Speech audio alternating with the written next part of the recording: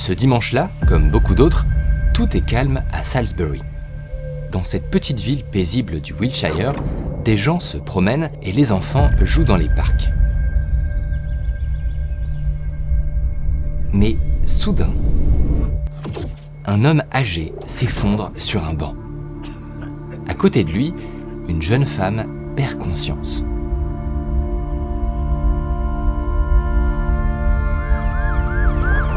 Les policiers bouclent la zone.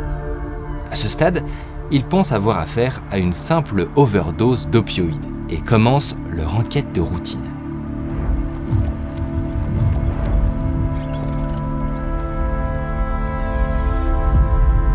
Mais l'inspecteur de police remarque que l'agent s'étant rendu au domicile des victimes ne va pas bien.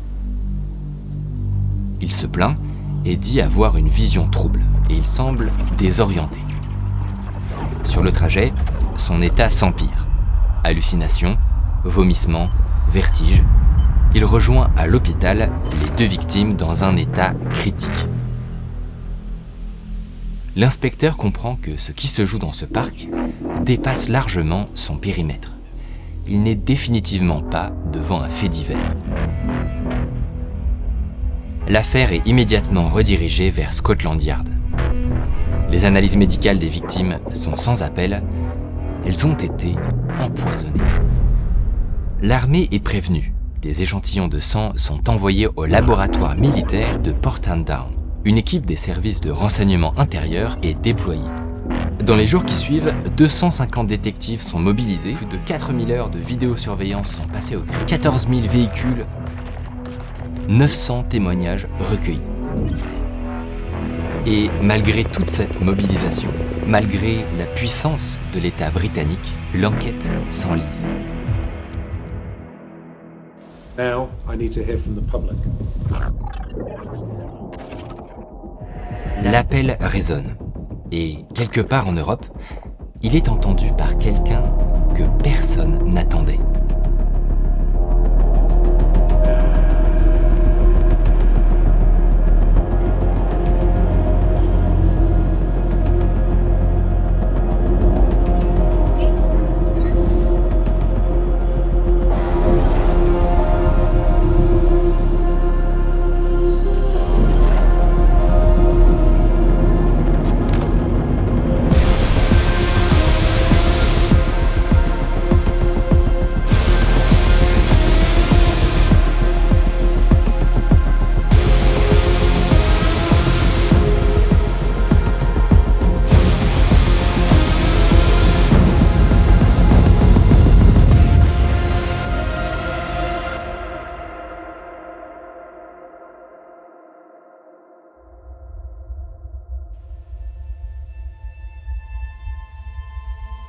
Pour les enquêteurs, à ce stade, l'attaque reste un mystère complet. Mais il y a déjà ce nom, Skripal. À leur domicile, les relevés effectués sur leur poignée de porte révèlent une intoxication par agent neurotoxique. Tous les lieux fréquentés par les victimes sont bouclés et au bout de quelques mois, 2 suspects sont identifiés. 2 Russes qui se sont volatilisés depuis. Mais malgré 6 mois d'enquête, malgré tous les moyens déployés, Scotland Yard s'enlise dans une enquête au point mort. Appealing for anyone who has information about the suspects named by the Crown Prosecution Service today as Alexander Petrov and Ruslan Bosharov to contact the police. Cet appel à l'aide résonne dans toute la Grande-Bretagne. Mais c'est à Vienne qu'il est entendu par un homme pas tout à fait destiné à faire ça. À 48 ans, Christo Grozev est un homme d'affaires à succès. Il possède de nombreuses parts dans des radios en Bulgarie, en Ukraine, en Russie, dans à peu près toute l'Europe de l'Est. Mais sa vraie obsession, c'est autre chose. Un truc qui le tient depuis 4 ans, depuis cet été 2014. Good evening. The terrible reality is setting in tonight after Malaysia Airlines flight MH17 was blown out of the sky over Ukraine. Not an accident or a disaster, but an act of terrorism. Those were the words of the Ukrainian president today. Qui est responsable du crash du vol de la Malaysia Airlines dans l'est de l'Ukraine? S'agit-il d'un tir de missile? I expect nothing from the Russian government. Hristo Grozev se passionne pour l'affaire du Malaysia Airlines 17. Depuis son ordinateur, il s'est mis à enquêter. Sur son blog, il publie des billets où il prend les arguments de chaque camp pour les démonter un par un. Il tire le maximum d'informations à partir de tout ce qui est librement accessible en ligne. Photos satellites, vidéos amateurs, posts de réseaux sociaux, bases de données publiques, tout ce que des millions de gens publient sans même y penser.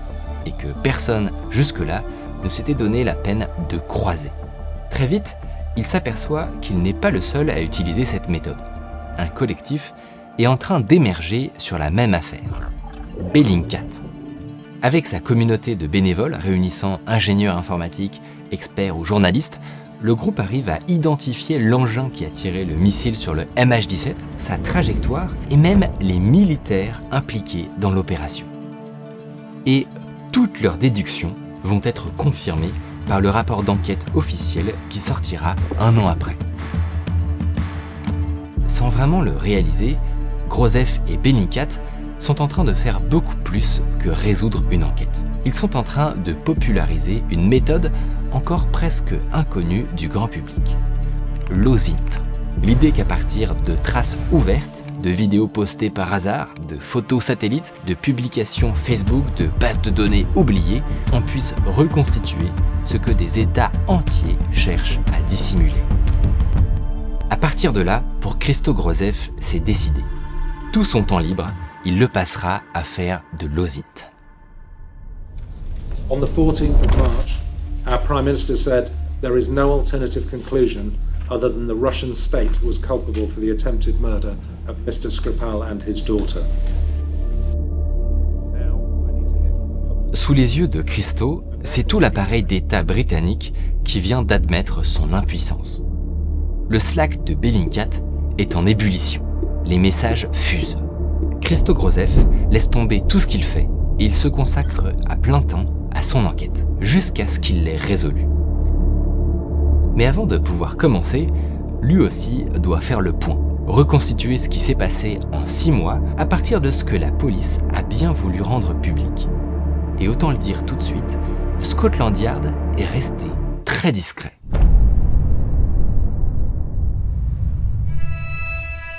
Depuis 6 mois, 4 personnes ont été victimes de ce mal mystérieux. Mais la première personne visée, c'était un certain Sergei Skripal. Sergei Skripal est un espion russe condamné en 2006 pour avoir vendu des informations au MI6. Il aurait dû finir sa vie dans un camp de travail en Mordovie, mais il a eu un coup de chance. Il est libéré à la faveur d'un échange d'espions entre les États-Unis, le Royaume-Uni et la Russie.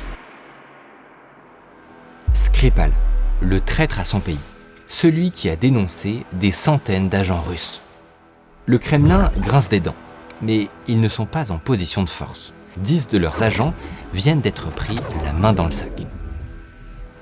Skripal sort des prisons russes. Il obtient le pardon solennel de Medvedev. L'échange se fait à Vienne. Skripal quitte Vienne et rejoint Salisbury, où il espère couler une retraite paisible. L'autre point qui obsède Hristo, c'est le poison. Quelle est cette substance qui a fait tomber Skripal et sa fille en quelques minutes? Cette même substance qui a envoyé un policier à l'hôpital simplement pour avoir franchi le seuil de leur maison. En remontant les premières heures de l'affaire, Hristo découvre que les autorités elles-mêmes ont d'abord avancé à l'aveugle. Au début, personne ne trouve rien. Les communiqués officiels parlent juste d'agents neurotoxiques, comme si même les enquêteurs hésitaient à nommer ce qu'ils manipulent. Et puis, plusieurs semaines plus tard, c'est Porton Down qui finit par lâcher le morceau. Porton Down, c'est le laboratoire militaire britannique des armes chimiques, le seul centre du pays habilité à manipuler des substances de cette catégorie. Leur conclusion tombe. Le produit déposé sur la poignée de Skripal, c'est du Novichok, un des poisons les plus violents au monde, développé par l'URSS pour être indétectable par l'OTAN. Interdit par de nombreux traités internationaux, il est supposé avoir disparu depuis 30 ans. Sauf qu'il vient de réapparaître à Salisbury, au plein cœur du Royaume-Uni. Pour le gouvernement britannique, il n'y a pas beaucoup de place au doute. The government has concluded that it is highly likely that Russia was responsible for the act against Sergei and Yulia Skripal.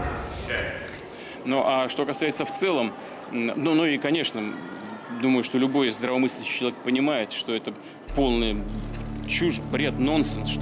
Le Kremlin nie tout en bloc. Skripal était un espion essoré. Quel intérêt aurait la Russie à l'assassiner ? Dans les semaines qui suivent, les théories pleuvent. Skripal aurait des liens avec un ancien espion britannique qui avait fait scandale en accusant Donald Trump, alors fraîchement élu président, d'être compromis par le Kremlin dans un dossier ayant fait le tour du monde. Et si Skripal avait trempé dans ce fameux dossier ? Et si on l'avait fait taire, non pas comme un vieux traître, mais pour ce qu'il savait sur Trump et la Russie ? Pour Christo, quelque chose n'est pas clair. When you have a nerve agent or whatever, you check it against certain samples that you retain in your laboratories. Un ambassadeur russe explique sur les plateaux que le Novichok existe aussi dans des laboratoires américains et britanniques. 41 labos au total. And Porton Down, as we now all know, is the largest military facility in the United Kingdom that has been dealing with chemical weapons research. And it's actually only 8 miles from Salisbury. You're not suggesting that Porton Down is responsible for this nerve agent? I don't know. I don't have any evidence of anything having been used. Il dénonce une paranoïa anti-russe. Et pour ajouter à la confusion, Porton Down lui-même, le laboratoire qui vient d'identifier le Novichok, contredit Boris Johnson en direct et dit n'avoir apporté aucune preuve que le poison a été fabriqué en Russie. The evidence for culpability points to the Russians. It sounds to me like it would be Russia. Ну и, конечно, думаю, что любой здравомыслящий человек понимает, что это полная чушь, бред, нонсенс. I don't think that it's the government. The government has concluded that Russia was responsible. I mean, the people from Porton Down, they were absolutely categorical, and he said there's no doubt. We have not verified the precise source.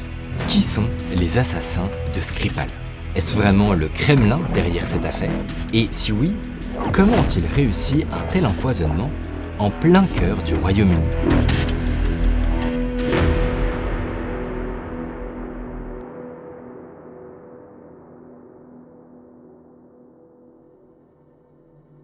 Ce film a pu voir le jour grâce au soutien de notre sponsor, UBG. UBG, c'est une boîte française qui propose des eSIM dans plus de 200 destinations et qui vous fera économiser jusqu'à 90% sur les frais d'itinérance.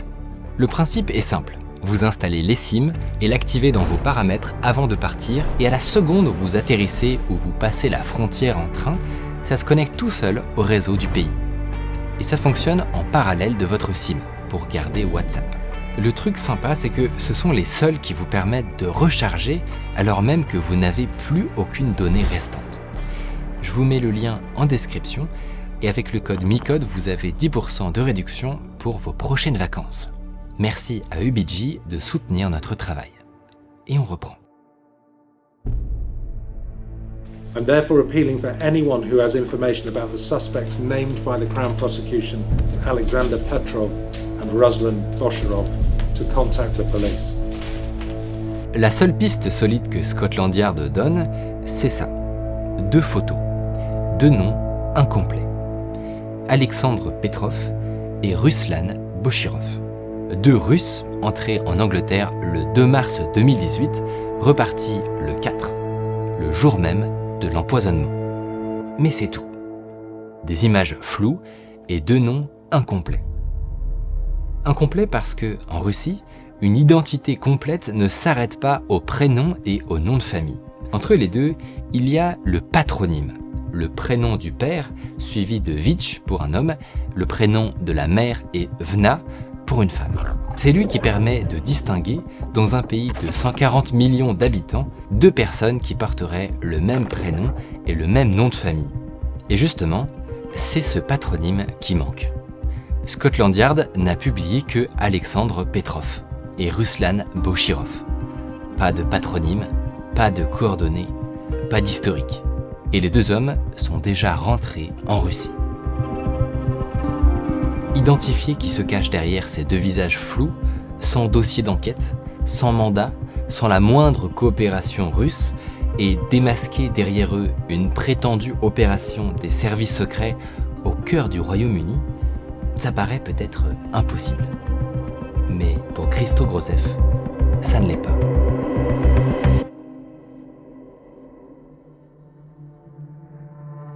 Christo commence par le plus simple. Mais sur ces deux noms, rien. Juste un compte Facebook qui pourrait appartenir à n'importe qui. À ce stade, la seule chose que Christo et Bellingcat peuvent dire de manière sûre, c'est que Bochirov et Petrov ont fait un aller-retour Moscou-Angleterre entre le 2 et le 4 mars 2018 en avion. Une info qui, pour le commun des mortels, paraîtrait anodine, mais ce genre de détail, Christo sait exactement quoi en faire. Parce que s'ils ont pris l'avion, ils sont forcément inscrits quelque part, sur un document que toutes les compagnies aériennes sont obligées de tenir. Le manifeste de vol, la liste de tous les passagers d'un vol, avec pour chacun nom, prénom, date de naissance et numéro de passeport. Pour Christo Grozev, ce serait une mine d'or. Évidemment, un document pareil n'est pas en accès libre. Il lui faudrait un mandat pour l'obtenir légalement. Mais ça, Grozev sait très bien qu'il n'en aura pas besoin.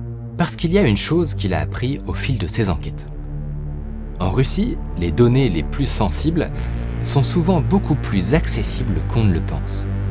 Comme certains journalistes aiment le dire, la Russie est très transparente. L'État russe est obsédé par le contrôle de ses citoyens. Tout est numérisé, tout est centralisé. Passeport, carte d'identité, plaque d'immatriculation, dossiers médicaux, tout y est. Sauf que la corruption ronge chaque étage de l'administration. Et il y a toujours quelque part un fonctionnaire sous-payé prêt à revendre le morceau de base de données qui passe entre ses mains. Ces fuites alimentent un marché clandestin, le Probiv, une sorte d'Amazon de la donnée volée où des bases entières s'achètent et se revendent comme des paires de baskets. Un peu d'argent, Yandex, le Google russe, un minimum de savoir-faire, et les portes s'ouvrent. Christo et toute son équipe de Bellingcat s'associent à des journalistes russes. Ensemble, ils plongent dans les leaks des compagnies aériennes effectuant Moscou-Gatwick. Et ils finissent par tomber dessus. Petrov et Bochirov. Cette liste leur donne déjà plusieurs données qu'ils n'avaient pas. Leur nom complet, patronyme compris, leur date de naissance, leurs données de réservation et leur numéro de passeport. Ces données n'ont l'air de rien comme ça. Elles ne rendent pas les deux hommes plus suspects et elles ne lui apprennent rien de particulier sur leur profil. Mais c'est ce qu'on appelle en OSINT des données pivots. Chacune est une nouvelle piste, un nouveau point de départ stratégique pour de nouvelles recherches. Elle n'a pas de valeur en soi, mais ouvre tout un tas de nouvelles pistes. Et en fait, si vous avez bien regardé, il y a peut-être déjà un truc qui a pu vous paraître bizarre dans ces données. Alors, si ça peut vous rassurer, Christo a avoué qu'il leur a fallu plusieurs heures pour le voir. Regardez par ici. 12,94. 12,97. Le truc bizarre, c'est ça, les numéros de passeport. Ils ne sont espacés que de 3 unités. Pour un pays de 140 millions d'habitants, c'est statistiquement presque impossible. Même si, par le plus grand des hasards, ils auraient demandé le passeport le même jour. Мы знаем, кто они такие уже, мы их нашли. Ну, надеюсь, что они сами появятся и сами себе расскажут. Это будет лучше для всех. Ничего там особенного и криминального нет, уверяю вас. Но посмотрим дальше. Где вы ходите в этих уже знаменитых пуховиках, кроссовочках, по Солсбери, это вы. Да. Да, это мы. Что вы там делали? Там есть знаменитый собор. Он знаменит своим шпилем 123-метровым. Он знаменит своими часами.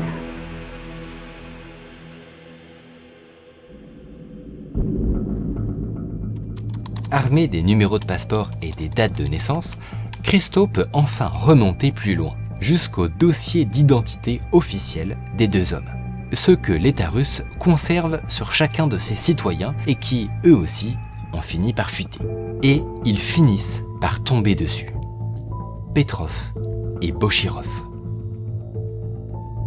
Et à nouveau, ce qu'ils trouvent enfonce le clou. Aucun des deux n'a le moindre document d'identité antérieur à 2008. Or, en Russie, la carte d'identité est obligatoire dès 14 ans. Deux hommes de plus de 30 ans devraient traîner 20 ans de paperasse derrière eux. Eux, c'est comme s'ils étaient nés administrativement du jour au lendemain. Une note griffonnée mentionne bien un document plus ancien, émis à Saint-Pétersbourg, mais ce document-là est introuvable. Sur ce même dossier, un tampon indique ne communiquer aucune information sur cette personne. À côté, écrit à la main, il y a d'autres informations SS. SS en russe, c'est Sovercheno Sekretno, top secret. Mis bout à bout, ça ne laisse plus vraiment de place au doute pour Grosseff. Petrov et Bochirov n'existent pas. Ce sont deux coquilles vides, deux identités fabriquées de toutes pièces et soigneusement protégées par le Kremlin. Mais en avoir l'intuition et le prouver, ce sont deux choses différentes. Pour l'instant, Christo n'a entre les mains que deux fantômes, deux noms qui ne mènent à rien, deux visages flous. Rien que Moscou ne puisse balayer d'un haussement d'épaule. Pour les démasquer vraiment, il va devoir trouver ce que le Kremlin s'est donné tant de mal à effacer. De vrais visages, de vrais noms et surtout un lien direct avec Moscou. Pour Christo et son équipe, il faut chercher d'autres données à partir desquelles pivoter. Et il va falloir aller les chercher ailleurs, là où ils n'ont pas encore mis leur nez. Ils vont devoir utiliser un outil assez dingue en Russie. Un outil fait pour retrouver n'importe qui. Probivem. C'est une plateforme en ligne qui fouille en simultané toutes les bases du Probiv. On tape un nom, un numéro de téléphone, une plaque d'immatriculation et il remonte d'un coup tout ce qui existe sur la personne à travers les leaks accumulés au fil des années. Rien de très légal en somme. Christo lance Probivem sur Petrov et Bochirov et la machine crache une longue liste d'adresses associées aux deux noms. Sauf que c'est précisément là que le piège se referme. Adresse après adresse, il contacte les habitants, les voisins, les propriétaires. Et à chaque fois, c'est la même réponse. Non, jamais entendu parler de Petrov et Bochirov. Toutes les adresses sont des leurs. Pour n'importe quelle personne cherchant à effacer ses traces, polluer les bases de données, inventer des adresses bidons, ça ne coûte presque rien. Mais pour Christo et son équipe, vérifier que ces adresses sont effectivement fausses, c'est l'enfer. Aucun moyen de l'automatiser. Il faut aller voir sur place ou appeler. Des dizaines d'heures à confirmer ce qu'ils soupçonnaient déjà et un message glissé en filigrane par Moscou. À vous de jouer, à vos frais. Heureusement, une donnée précieuse a quand même filtré. Leur passage de frontière. 3 voyages au Royaume-Uni, 3 aux Pays-Bas et 7 en Suisse. Depuis 2014, ils ont voyagé dans plus de 10 pays différents. Rien que sur l'année 2017, ils sont venus 5 fois en France. Si Londres dit vrai, si ces deux-là sont des agents, alors ce ne sont pas des agents quelconques. Ils voyagent partout, en permanence, dans le plus grand secret. Christo le sait, on est dans le haut du panier, des espions d'élite. Or, les espions d'élite, Grosseff le sait très bien, ça ne se recrute pas n'importe où, ça se forme dans une école d'élite. S'ils sont passés par l'une d'elles, ils ont forcément laissé une trace, une photo de promo, un visage au fond d'un trombinoscope, un cliché de cérémonie oublié sur le mur d'un ancien camarade. Si Christo veut des visages, il faut aller les chercher là où ils circulent vraiment. Dans les réseaux d'anciens élèves, des groupes Facebook semi-fermés, des chats Telegram de camarades de promo. Avec son équipe, ils épluchent soigneusement les annuaires et collectent les photos de réunions d'anciens élèves diplômés des écoles militaires les plus réputées. Ils passent des nuits blanches à chercher, mais ils ne trouvent rien. L'équipe commence à douter. Peut-être que les photos ont été nettoyées, supprimées une à une avant même qu'ils n'arrivent. Peut-être que la piste n'est pas la bonne, mais c'est la seule qu'ils ont. Ils ne peuvent pas se permettre de l'abandonner. Alors ils continuent. Une nuit de plus, une promotion de plus, une photo de plus. Et puis, un soir, sur un cliché qu'ils ont sans doute déjà parcouru 10 fois sans le voir, un visage accroche l'œil de Christo. Pixelisé, pris de 3/4, la résolution est mauvaise.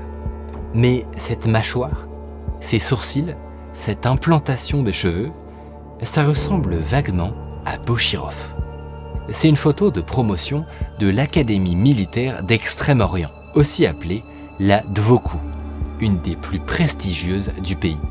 C'est pas grand-chose, mais c'est leur seule piste. Sur la légende, pas de nom, juste 2 indications. Ce sont d'anciens élèves de la Dvoku en mission en Tchétchénie, et parmi cette promotion, 7 officiers ont reçu le titre de héros de la Russie, la plus haute distinction militaire du pays. Grozev essaye la combinaison Dvoku-Tchétchénie, héros de la Russie. Et l'équipe identifie comme ça plusieurs noms d'anciens officiers de la Dvoku. Mais quand ils cherchent des photos de ces officiers, aucun ne ressemble à Bochirov. En fait, il n'y en a qu'un dont ils ne savent pas s'il ressemble à Bochirov, parce qu'ils ne trouvent tout simplement pas de photos de lui. C'est le seul qui n'a pas de photo lors de sa remise de décoration. À ce stade de l'enquête, ça n'est forcément plus un hasard. Grozev le sait, il a mis le doigt sur quelque chose. La seule information qu'ils ont, c'est un nom. Anatoly Chepiga. Impossible de trouver la moindre photo de lui. Alors, toute l'équipe s'y met. Ils cherchent jour et nuit la trace de ce Chepiga. Jusqu'à ce que, dans un des leaks que l'équipe a récupéré, ils trouvent un dossier de passeport au même nom. Et dans ce dossier, une magnifique photo d'identité. Toute l'équipe de Grozev exalte. Ils l'ont trouvé. Bochirov, un des suspects numéro 1, est un colonel du GRU, un espion russe. Eux, enquêteurs amateurs, qui démasquent un des plus grands services de renseignement au monde. Évidemment, ils s'empressent de publier un article. Un article public, visible par le monde entier. C'est beaucoup trop tôt.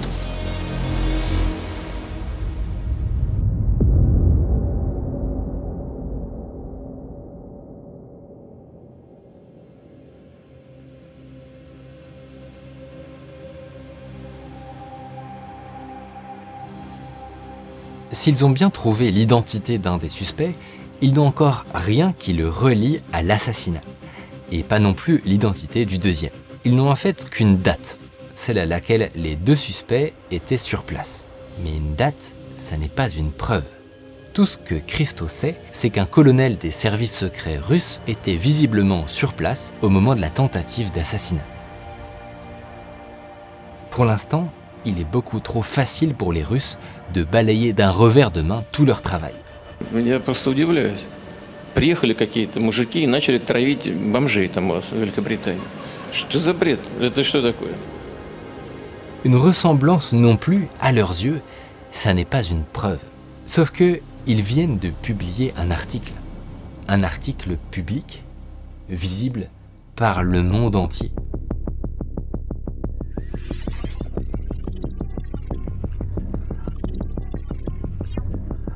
Le Kremlin se sait menacé. Toutes les traces sont effacées.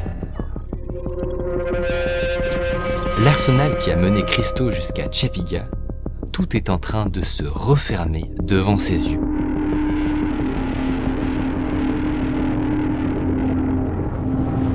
Il reste pourtant toujours un trou béant dans son enquête.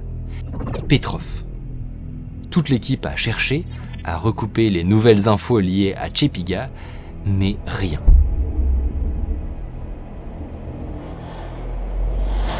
Pour la plupart des gens, c'est ici qu'on s'arrête.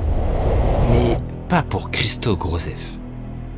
Il tourne en boucle sur Petrov. Il pense à toutes les enquêtes menées au fil des années, et à une en particulier. Russia has categorically denied any involvement in an alleged plot to assassinate Montenegrin Prime Minister Milo Djukanovic. À l'époque, le groupe Bellingcat avait identifié un officier du GRU sous couverture, un certain Chirokov, qui s'appelait en réalité Edward Shishmakov. Et le truc dingue avec Shishmakov, c'est que pour fabriquer sa fausse identité, le GRU s'était contenté de changer son nom de famille. Le prénom, le patronyme et la date de naissance étaient restés identiques. Une couverture paresseuse. Peut-être une signature. Et si le GRU avait fait pareil avec Petrov? Ils passent au crible toutes les bases de données, tous les leaks, tout ce qu'ils ont accumulé depuis des mois d'enquête, à la recherche d'une correspondance. Mais plus rien ne remonte. Aucune trace.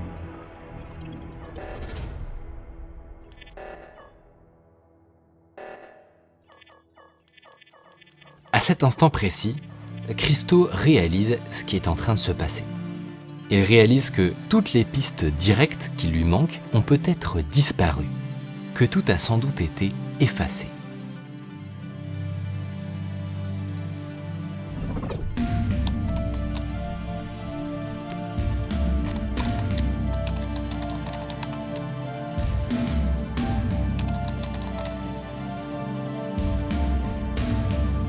Si rien ne remonte directement sur les données d'identité, peut-être que les Russes n'ont pas tout effacé sur le reste. Résident de Saint-Pétersbourg, propriétaire de véhicules, abonnement téléphonique, tout y passe. Et après de longues nuits de recherche, Grozev trouve enfin un unique match. Alexandre Yevgenievitch Mishkin. Parmi toutes les infos qui remontent, une seule aura son importance. Il a enregistré sa voiture au 76B Korochevskoye Choss, le QG du GRU. Pour Hristo, l'affaire est pliée. Petrov est Mishkin. Sauf qu'il a déjà vu ce film. Avec Chepiga, ils étaient sûrs aussi, et le Kremlin avait tout balayé d'un revers de main. Une ressemblance, un indice, une voiture, ça ne suffira pas. Il faut aussi un visage. Le verrouillage des données a bien fait son œuvre. Les fichiers de passeport ne sont plus accessibles. Les sources habituelles se taisent et certains leaks ont même été pollués. Des milliers de faux documents qui associent les bons noms aux mauvaises photos pour brouiller les pistes. Alors, Hristo creuse. Il remonte jusqu'aux anciens colloques de Mishkin, contacte des centaines d'anciens élèves de l'Académie militaire de médecine et finit par obtenir de l'assureur de la voiture un scan des pages du passeport d'Alexandre Mishkin. Cette fois, il fait faire une reconnaissance faciale et une analyse médico-légale par un professeur de l'université de Bradford. Score 90%. Le nez, les yeux, les 2 boutons sur le menton, tout concorde. Alexandre Petrov est Alexandre Mishkin, médecin militaire au GRU. Et ça n'est pas un détail. Sur chaque opération d'empoisonnement, le GRU envoie un médecin militaire avec l'équipe. Au cas où ça tourne mal, au cas où il y a un pépin, un agent contaminé, un produit qui fuit. Mishkin n'était pas à Salisbury par hasard.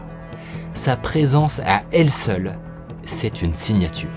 C'est l'aveu opérationnel d'un empoisonnement orchestré par le GRU. Le 26 septembre 2018, Bellingcat publie un nouvel article. Le visage de Chepiga, puis celui de Mishkin, font le tour du monde en quelques heures. Ces espions que le GRU voulait garder secrets sont vus par le monde entier. Et c'est là que quelque chose d'inattendu se produit. De nouveaux éléments affluent en masse, et l'enquête prend un tournant sans précédent. Dans le monde entier, des gens reconnaissent ces visages. Des journalistes, des sources, des dissidents, ils les ont vus quelque part. À un congrès, à un aéroport, la veille d'un meeting politique. Et à mesure que les pièces tombent, un dessin se forme. Genève 2016. Les deux mêmes hommes repérés près des bureaux de l'Agence mondiale antidopage, pile au moment où la Russie est sanctionnée pour son dopage d'État. Sofia 2015. Un marchand d'armes bulgare qui vendait à l'Ukraine échappe de justesse à un empoisonnement. Podgorica 2016. Un coup d'État raté au Monténégro pour empêcher l'adhésion à l'OTAN. Catalogne, République tchèque, Pays-Bas, France. Ça n'est plus une affaire. C'est un réseau. Des sources au sein des services de renseignement européens finissent par mettre un nom dessus. L'unité 29155. Nos deux espions font partie des Black Ops du GRU. Une trentaine d'hommes triés sur le volet qui ont pour mission d'exécuter les pires opérations du Kremlin partout en Occident.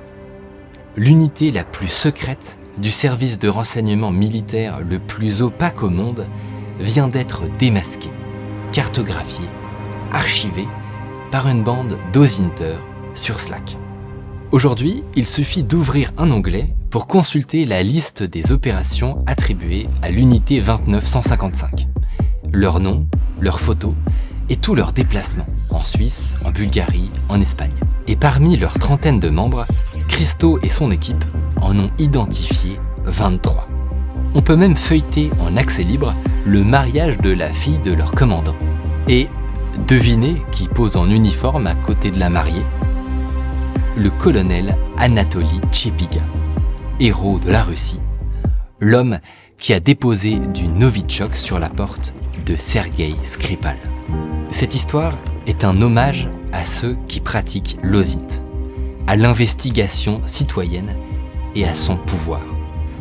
Pendant des décennies, la règle du jeu était simple. Les États surveillent les citoyens. Aujourd'hui, depuis un canapé avec un ordinateur portable et un peu de méthode, ce sont certains citoyens qui surveillent les États. Les outils sont là, les méthodes sont publiques, les données existent, et vous aussi, là, maintenant, il vous suffirait d'ouvrir un onglet.